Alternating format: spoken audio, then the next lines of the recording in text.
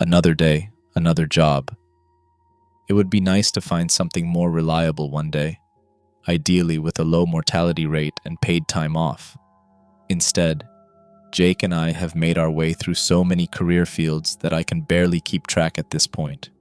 We have been crime scene cleaners, construction workers, bartenders, and hell, even one-time amateur exorcists. Don't ask about that one, though I will say the papacy might forgive our transgressions if they saw our results. Anyway, Jake and I have found ourselves in need of work again. This last job didn't last long, and it was strange, even by our standards. It was another cleaning gig, and we figured that despite the odd description and the admittedly creepy location of an abandoned building near town, it would be all right. At least there would be no blood and bodies to clean up, and hopefully, no cursed dolls hiding around in the basement either. It was a month ago. We were looking around and found an odd listing about a cleaning crew needed for an old flea market close to downtown. Just some cover-up painting. Not a big deal considering what we had done before, and the pay was surprisingly good for such a simple job. We jumped at the chance when we found it, since it would be the first decent payday in a while. Jake and I took the van out to the building to meet the contact for the position. Jake was grinning like he always did when we were going to a new job. At this point, I figured he got some sort of masochistic joy out of the idea that everything might unravel around us like a curse. I was just excited for another paycheck, even if it was another cleaning gig. "Come on, man, I'm sure this one will be on the level," Jake said, trying to cheer me up while frantically switching through songs on his playlist. He finally settled on Battery by Metallica, and before he cranked the volume up, he continued. "After all, what's the worst?" "Don't finish that sentence," I snapped back at him, but he just shrugged and drowned out my concern with the song. We rode on for a while longer, seeing the telltale signs of dilapidated buildings, which assured us we were getting close. Jake checked the directions again. "This is it up ahead, Old Mayhew's Flea Market. I'm shocked this place closed. Who could pass up on such fine offerings?" He chuckled sarcastically, while pointing to an old, defaced sign of an unpleasant-looking man in an ill-fitting suit. Jake had a point. The marketing sucked as much as the location. We parked in a lot just outside the condemned building. Now that we were closer, I saw that the place was fairly large, which made sense if it had been a bigger market in the past. The entire building was in a sorry state now, though. Many windows were broken, boards were haphazardly nailed over sections, and the whole place looked like a light breeze could topple it. As I looked on, I saw nearly every square inch of the place was tagged or covered in graffiti. There was also a strange ring of what looked like white paint on the ground that seemed to circle the perimeter. I wondered why someone would want us to clean the place and not just tear it down and start again somewhere better, but I supposed it didn't matter. We were there and ready to work, assuming this job really was on the level. I wanted to get down to it as soon as possible. In the next few minutes, another car pulled up.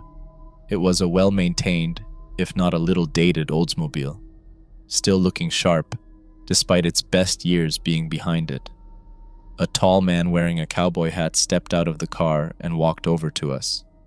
"Howdy, boys. The name's Earl Mayhew. Good to meet ya." Jake stepped forward and immediately shook the man's hand and gave a sarcastic, "Howdy, Earl. Name's Jake, and this here's my friend." I cringed at the awful accent Jake was attempting and hoped it would not offend our new client. Instead, Mr. Mayhew just laughed and slapped his knee. I held out my hand, and before I could say anything, Mr. Mayhew walked past me and towards the building. "Well then, now that the introductions are out of the way, please follow me. I can show you the place, and you fellas can decide if y'all are interested in the job." He moved on towards the building. We shrugged and followed. Mayhew rummaged through his pocket for a moment and produced a key that he used to open a large padlock on the front door. Before stepping inside, he peeked in and looked around as if expecting something. Then he finally moved in and gestured for us to follow. I know she doesn't look like much these days, but we had a lot of good times. I just can't bear the idea of selling the place. This used to be one of the most successful flea markets in the county. We had people from all over the state, with hundreds of vendors and clients, but that was then. Mayhew sighed ruefully and looked like he had forgotten we were there for a moment. He snapped back to the present and regarded us. Sorry, boys, lots of memories. Anyway, come this way and I'll show you the real meat and potatoes of what I need done. We followed him down a dimly lit hall and into a wide open central plaza that was covered in debris. Almost every surface was plastered with some measure of graffiti. Definitely a fixer-upper, Jake mumbled. Mayhew must have heard him, and his eyes narrowed. Jake caught himself and blurted out apologetically, "But it has good bones, good character. No wonder you wanted to preserve it." Mayhew nodded and continued on. Jake shot me a lame thumbs up and I rolled my eyes. We stopped again, and Mayhew looked around, examining particular walls and parts of the floor with care. I was about to ask what he was looking for when he held up a hand and then pointed at a spot on the wall. "There, right there. That is what I need you gentlemen to take care of." I looked at the odd spots on the wall and was confused. "What is that?" I asked, unable to hide my confusion. "That is what you will need to clean. This place has been turned over recently, believe it or not. I even have a crew working nights out here. No matter how much we cover it, it comes back. I need you two to cover it up before—" He paused, looking nervous. "Before what?" Jake asked. "Before it changes." Mayhew finished, and we both looked at him incredulously. "Changes?" I tried to clarify. "Yes, I know it sounds crazy, but this art, if you can call it that, can change. It spreads all the time, slow and steady like. If it's not cleaned up, it eventually transforms. When the images start forming—" Mayhew paused, and it looked like he was trying to suppress an involuntary shudder. "Well, it's best not to let it come to that. We have had some incidents before when it did." I didn't like the way he had said incident. "But it won't be an issue if you are thorough. I just need you fellas to handle the paint. It has to be paint that covers it and not any cheap paint. It seems as long as we use decent stuff, it holds it off longer. We tried throwing paint thinner at it, in case it might work to wear it down faster. Unfortunately, it wouldn't stop the spread, so I was left with gallons of the stuff that I had to store in the main hall. Once I get the funds ready, I am going to wallpaper the bejesus out of this place and replace all the flooring and see how that thing likes it." He slapped his knee and laughed again, but stopped to cough awkwardly. I was confused. What was "that thing" he was referring to? It felt like there was a detail he was omitting. Mayhew straightened his jacket and continued. "So fellas, what will it be? Just a few weeks of painting and I'm willing to pay you the whole salary of the last crew of 5 people. He held out a piece of paper and I collected it before Jake could. He looked over my shoulder and mumbled a soft, "Whoa," when he saw the pay. I tried to suppress my own excitement. It was double what we made on our last job for only a couple of weeks of work. "Count us in, sir," we said almost in unison. "Excellent, boys. Happy to do business with you. You can start tomorrow. I just have to work out a few things with the other crew, and you guys will be in business. Come by bright and early tomorrow, say 6 a.m., and we can go over the particulars." We arrived early the next day, as requested. I was still feeling groggy, and I hammered back an energy drink before stepping out of the van. Jake seemed oddly energized and leapt out as soon as we arrived, nearly tripping as we went. Mr. Mayhew was there waiting for us. He looked disturbed by something and was kneeling down with a tape measure and shaking his head. There was an odd patch of what looked like dark paint that was on the ground near the white ring. As we approached, I heard him mumbling something in frustration about an artistic bitch. I cleared my throat to get his attention and called out, "Hey, Mr. Mayhew, good morning." He looked up, and the look of concern vanished, replaced by his practiced businessman's smile. "Hey, boys, thanks for coming. All right, so down to business. I am going to go over a few things, so please save your questions for the end. I need y'all to listen and remember these things, all right?" We both agreed, and Mayhew continued, "You will be spending most of your shift painting. Not some normal painting job. Try and think of this one as having a moving target. For a little backstory on how we got here, a long time ago we had a vendor here. She claimed she was an artist, but she was really more of a witch. I know it sounds crazy, but it's the God's honest truth. She caused a lot of trouble. Eventually, she cursed this whole place when things changed in a way she didn't like. At some point, she disappeared. Ever since then, this paint keeps finding its way onto the walls, the ceilings, even the floors. He gestured around, and then I noticed the outline of 3 human faces staring down at us from the ceiling.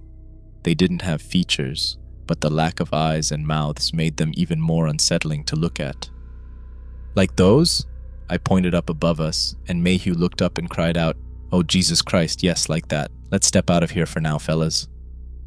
We followed him as he rushed out, with a look of genuine fear clinging to him as we fled. We moved out into the parking lot, and he let out a wheezing gasp. "Sorry about that, just startled me is all. Anyway, this artist, she has been leaving these paintings, and I've been having folks cover them up every day. They just keep coming back. For a while I decided to leave it, but then bad things started to happen. Sellers started to leave, calling it unsafe." He spat on the grounds and grimaced. "Then people started seeing things and getting hurt. Finally, an incident happened that ended up closing us down. Since then, I hold out hope that something can be done to save the place, but I can't just leave it. That thing, it's not content staying here. Every day, the art creeps a bit closer to the outside, and the details become a little bit clearer. When those details are clear, if you see them, well, something bad happens, something that is better covered up. That's why I need you boys and the other cleaners." He cleared his throat and looked troubled. I was trying to digest the crazy story, and so was Jake. Mayhew asserted his confidence again and continued, "Whatever this stuff is, it's unsafe. As bad as black mold and just as spreading. Paint over any and all of it that you see, but just be careful it don't spread out beyond this circle. Cover that mess up first." He pointed to a line in the lot snaking out from the building. "And the most important thing, if you see any faces or outlines like back in that room, cover them up right away. Don't wait. If eyes start to form, or worse, the mouths." He paused again, suppressing a shudder. "Well, just cover them up, and don't listen to anyone or anything else besides each other and me. Otherwise, easy as pie, right? You guys do this well, and if it looks good after the first day, you can even get a bonus. But I do need y'all to sign this contract. I like to offer my people true employment." He held out some papers, and Jake scoffed. "We are independent contractors, first and foremost." The indignance in his voice surprised me, and for a moment I thought it might actually be a deal breaker. Then Jake chuckled as Mayhew looked dumbstruck. "Just yanking your chain, yeah, bring on the paperwork. Do we get health care?" Mayhew smiled again and laughed along. "Fill out the paperwork and you can be eligible for health coverage, LTD, and life insurance." Mayhew showed us to a small picnic table set up near the outside of the building, and we filled out the paperwork. I saw something odd in the life insurance policy. It indicated that the placeholder beneficiary was Mayhew Industries. It seemed a bit odd, so I asked him about it. "Mr. Mayhew, this paper says that the company holds our life insurance policy first. When does that change?" "Oh, that," he said dismissively. "It's just standard policy. First 2 weeks, we hold the account and securities until it transfers to your beneficiary." It seemed odd, and I was about to tell Jake to hold off, but I looked over and saw he had finished and was already handing his completed papers back to Mr. Mayhew. I sighed and then finished signing my own. After all, how bad could a painting job be? After it was all settled, Mr. Mayhew showed us to a small storage shed that had dozens, if not hundreds, of cans of white paint inside. There were also rollers, pans, brushes, anything a painter might need. "This should be good to get you started. Use as much as you need. Thicker coats seem to take longer for that damn stuff to show through. Have fun, guys, and be careful. I would hate to lose you too." He walked out to his car, moving in an odd pattern, as if avoiding the path we had taken to get in. I noticed the line of paint that had been there before was gone, or rather it had curved off in a new direction, oddly pointing towards the way Mr. Mayhew was leaving.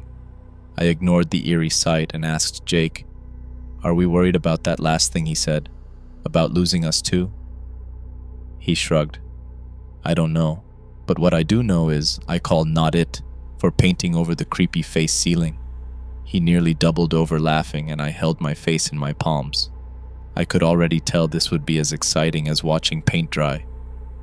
We started work quickly. All the supplies were conveniently located, and it was not long before we had covered up the oddly snaking trail of dark paint that had been creeping out of the building with the white cover-up. Not sure what that guy was talking about. This is going great. It's not like this stuff is actively moving. Come on, let's go inside and work on the other rooms. Jake was right. Since Mr. Mayhew didn't care about how careful we were, it was coming along nice and quick.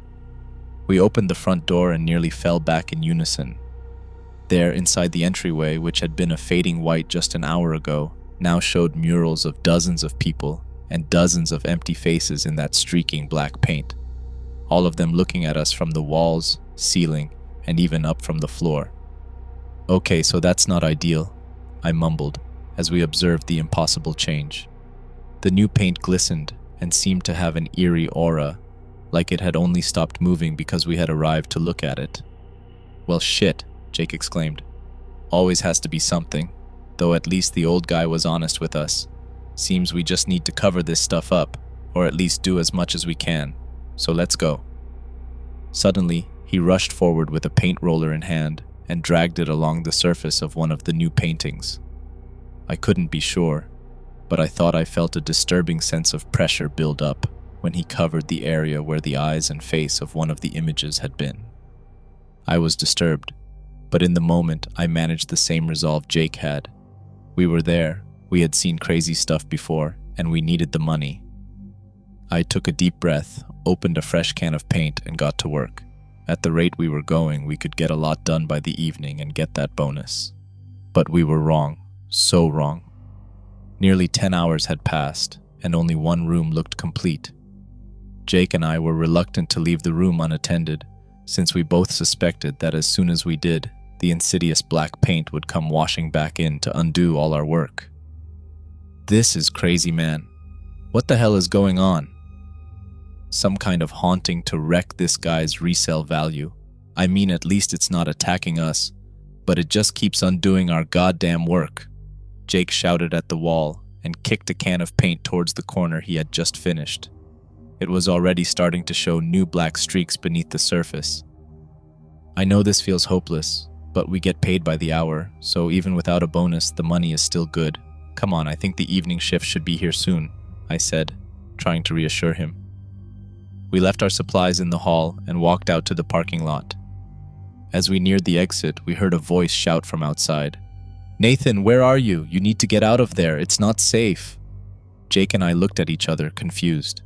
We exited the building and saw a truck parked next to our van and a man shouting at the building, but not moving past the painted perimeter. "Hey, there's no Nathan here, but are you one of the evening crew here to take over?" I asked him. But he seemed surprised at my assertion and looked confused, then horrified. "No, oh no, he brought other people here. Oh God, please tell me you saw Nathan in there. We need to get him out. He has been in there since last night."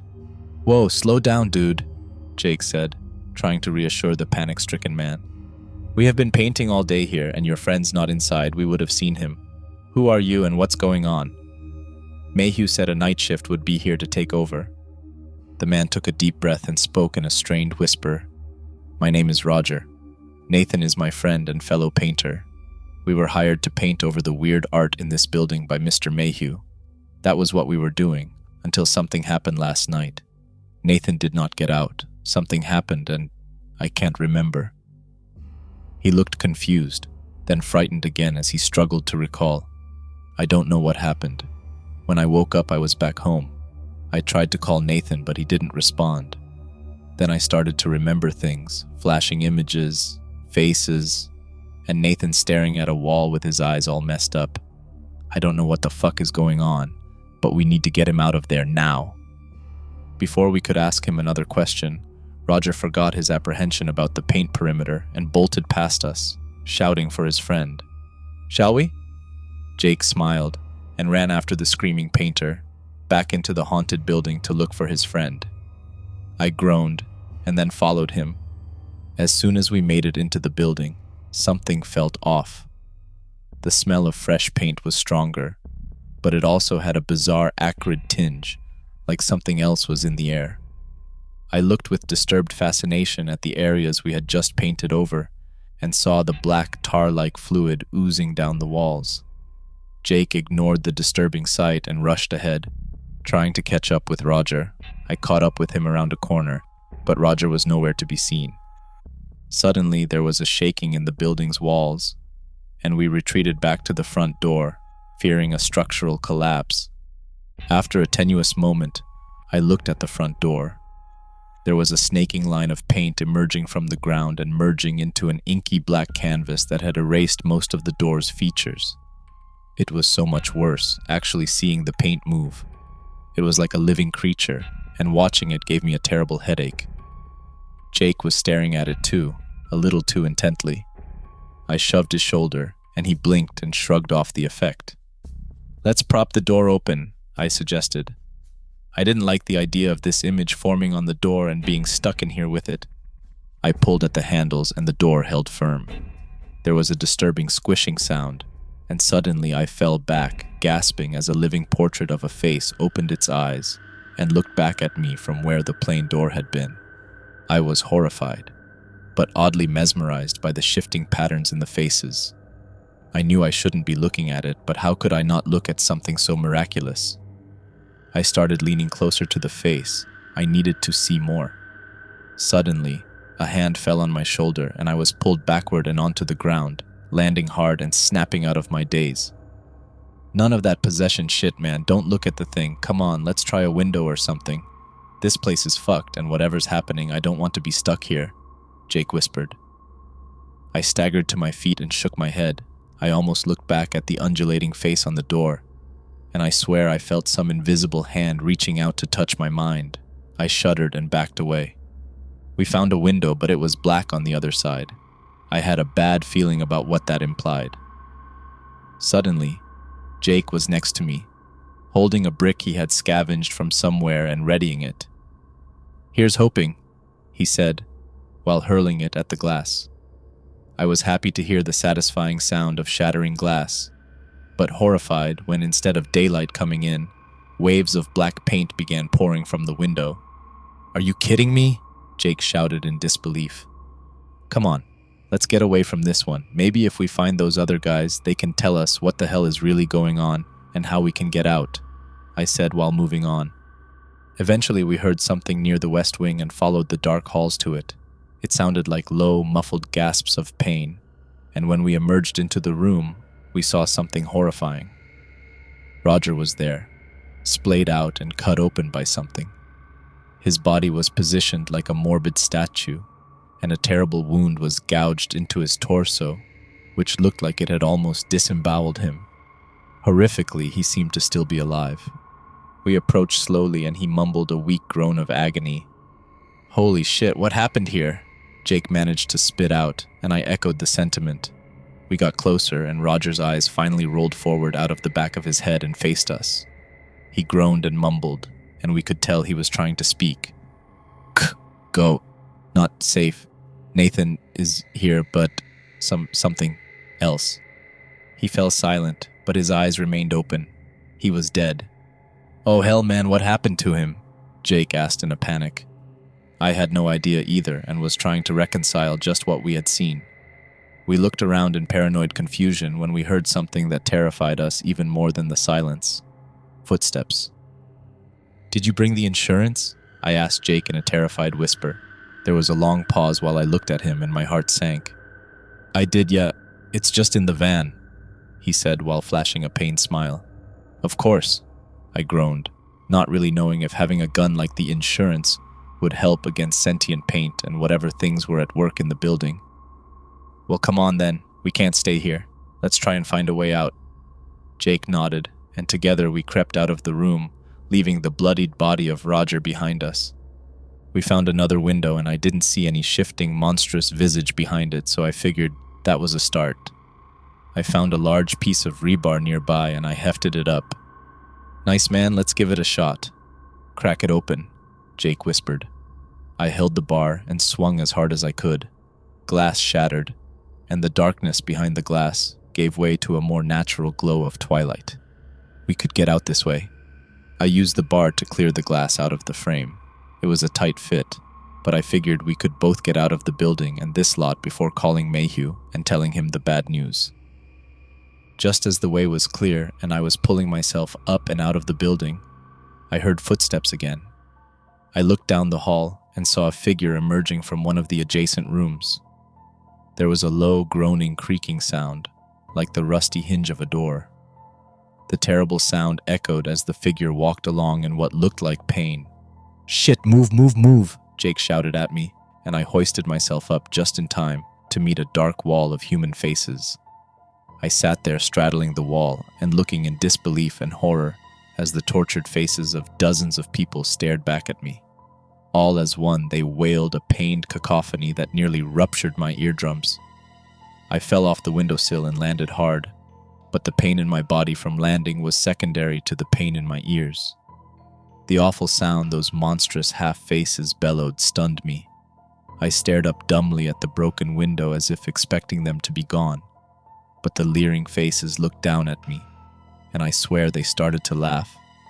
Before I knew what was happening, I could hear again, and I heard Jake shouting at me and hoisting me back to my feet. "Come on, man, fucking come on." He pulled me up and we started to sprint away from the wall of faces. When I looked back, I saw the figure slowly moving towards us.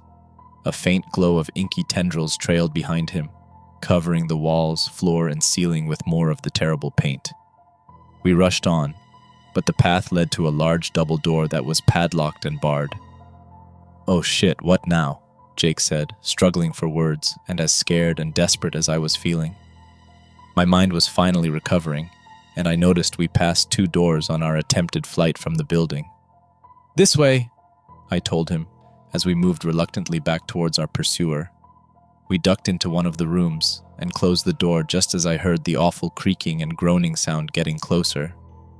The room was small and had old filing cabinets and 2 busted-down desks. We took cover under one of them and tried to stifle our strained breathing as we waited to see if the thing would follow us in. For several minutes, we sat there in panicked anticipation. As we waited, I saw something in a half-closed drawer. It looked like a small silver locket. I reached into the drawer and it made a slight noise that Jake nearly freaked out about. I shrugged apologetically and removed the locket. I opened it and saw the portraits of 2 young women. I turned it over in my hand and saw that the locket had likely been a gift. There was an engraving which read, "To Lily, my sister, and my muse. Love, Sam." "What's that?" Jake asked. "Not sure what it is or how it got here, but something about the face in this locket feels weirdly familiar." Jake frowned. "All right, man, just don't put it on or get possessed by some ghost girl. I'm not dealing with that tonight." I agreed and nearly laughed at the absurdity of our situation.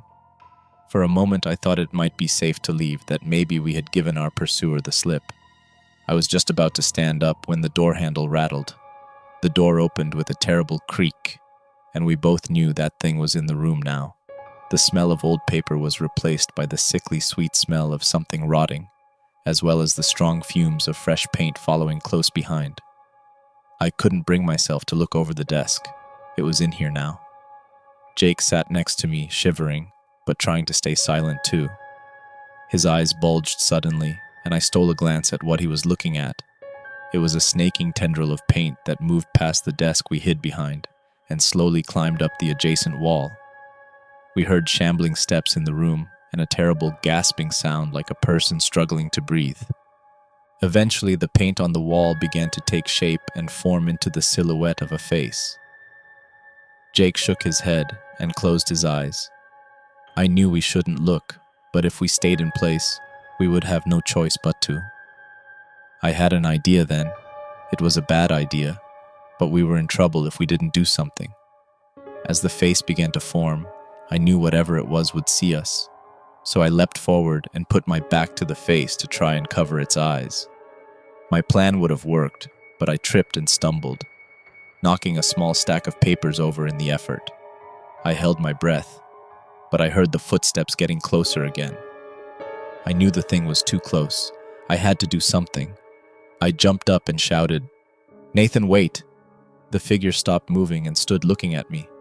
In the dim light, I finally saw its features, and it took all my willpower to meet its gaze.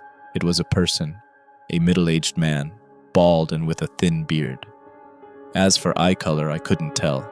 All that showed were fathomless black pits of swirling ink that looked just like the sentient paint we had been trying to cover up.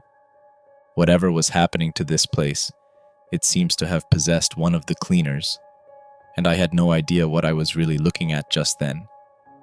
There was a terrible pause, and I thought I might have made a mistake. I had a feeling it would rush me and envelop Jake and me in that terrible paint. Instead, I heard a choking, gasping noise, followed by the figure bending over and retching. In the next moment, torrents of the writhing paint left his body. Then the thing that had once been Nathan looked at me again. It cleared its throat and spoke. "You two. More people Mayhew brought to destroy my work. You can't be allowed to live. You can't be allowed to do this." The figure lurched forward, and I held up my hands. "Well, wait! We were just hired to clean the place."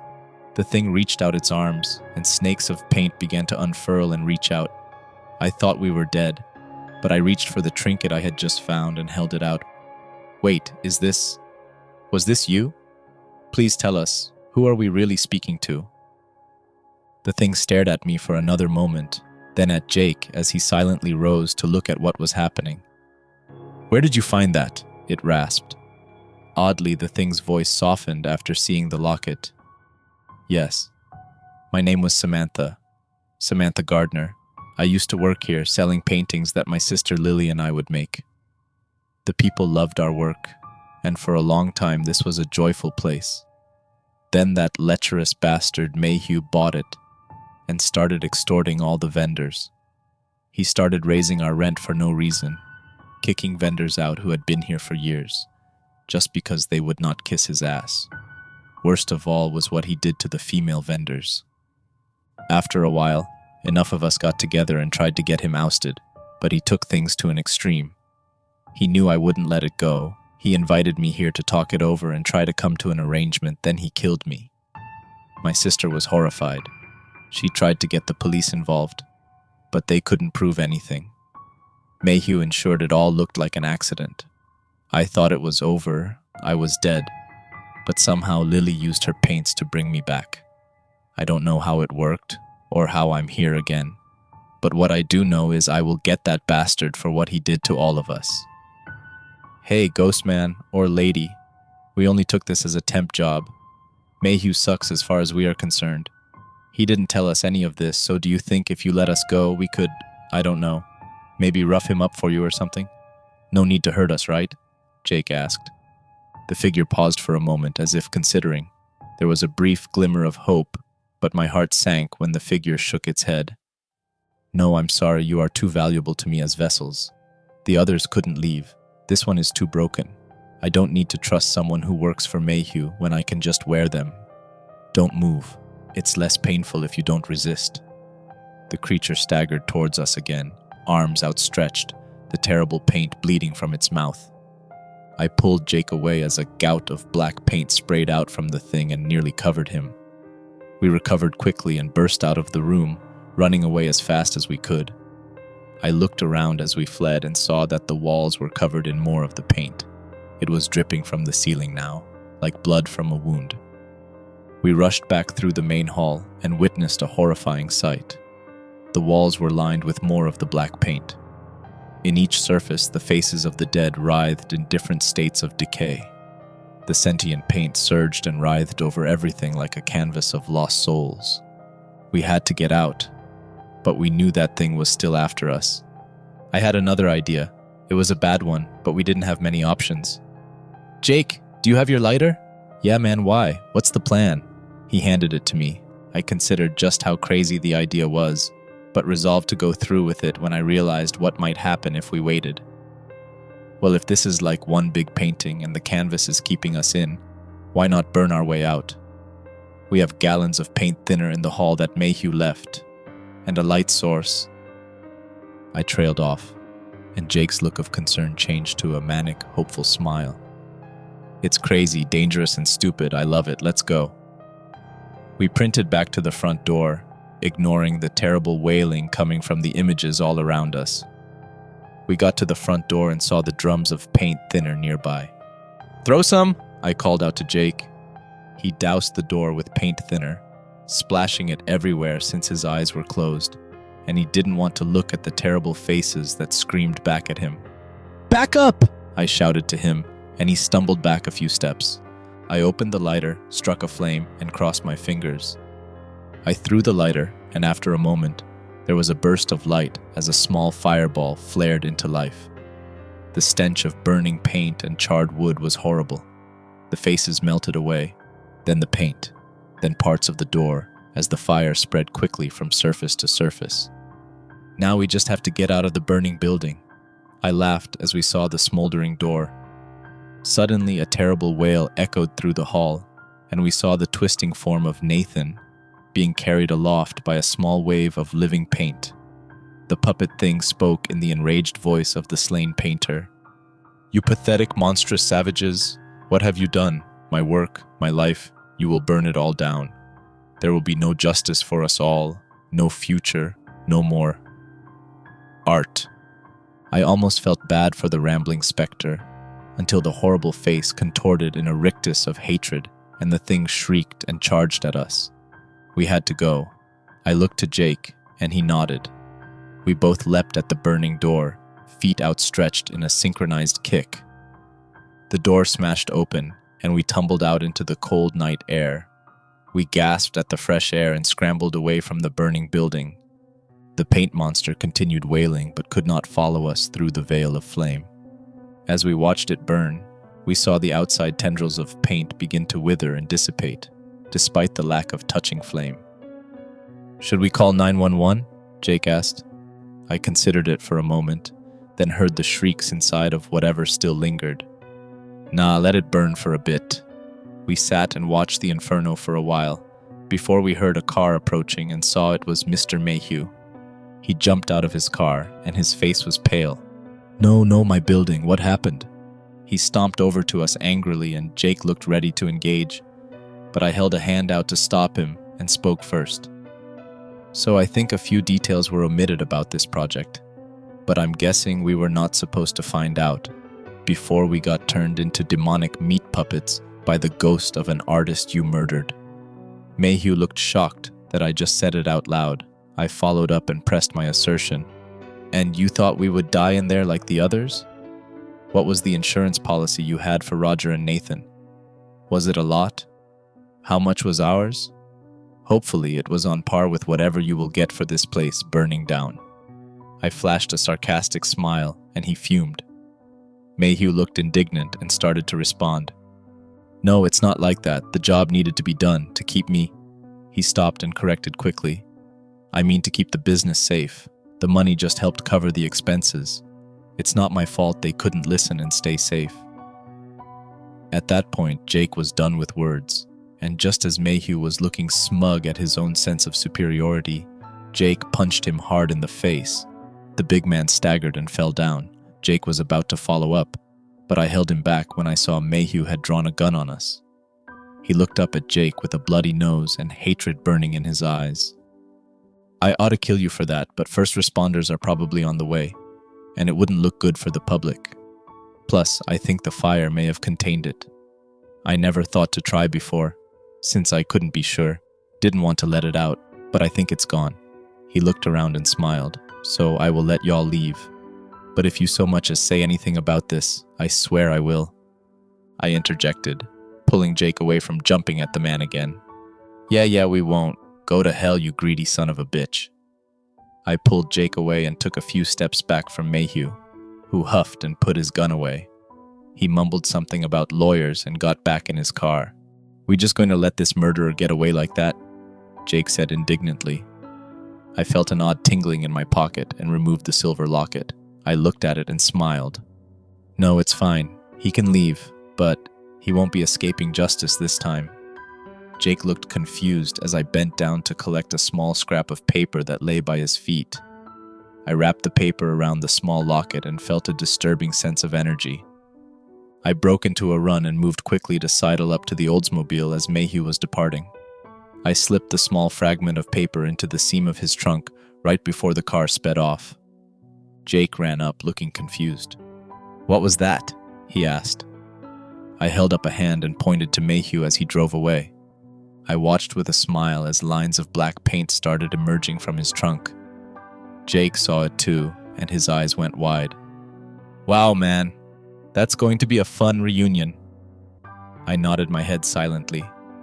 Jake and I waited for a bit, then turned back to the van as we heard a crashing sound in the distance, followed by gunshots and a scream. "Do you think we could get proper jobs as painters, just to try it out?" Jake shrugged and chuckled. "Nah, something else next. Painting sucks."